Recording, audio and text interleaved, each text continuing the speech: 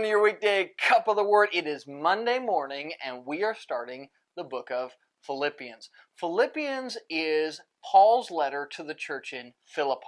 Now, the congregation in Philippi was established in Acts chapter 16. Paul went over to Philippi. He had been given a vision by God of a Macedonian man, a man from that territory crying, "Come help us." He went down to a river there and he met Lydia and others, and the church there in Philippi was started. This is the same town where Paul and Silas were praying in prison, and the doors were flung open and the Philippian jailer was converted, him and his entire household. That's the congregation in Philippi.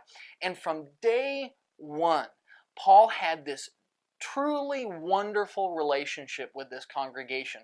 They were the first congregation that Paul established that he allowed them to financially support him because they begged for the right to. They said, please, please, let us help you in your work. And so Paul will say in this letter, time and again, you have sent for my needs. So as we read the book of Philippians, you're reading a book of joy between people who know each other and have this camaraderie and zeal for the Lord and passion for evangelism, that it's clear Paul's just deep affection for these people.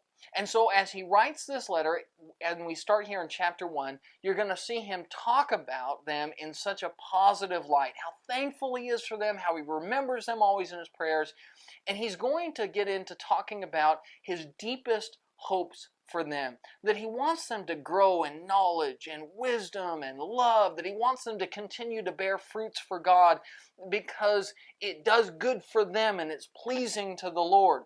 And then you're going to see the second half of this chapter where he focuses on telling them about his circumstances, because it's obvious they were worried about him.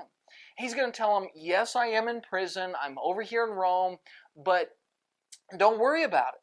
I'm in prison, but I've had a chance to preach to people, to the prison guards who are watching over me, that they are hearing the gospel and the word is spreading.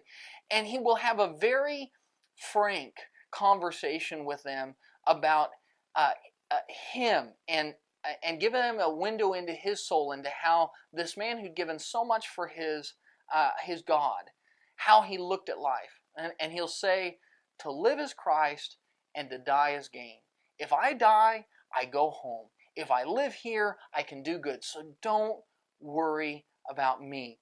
Paul's trying to instill in those Philippians that idea that there is joy at the end of the journey and there's joy in the journey. If we suffer for Christ, there's good things to be had. If we die for Christ, there's even better things to be had. Philippians is an entire book wrapped around this idea of the joy of living in Christ. And Paul's going to make it very clear to this church that there is so much joy that your cup can truly overflow.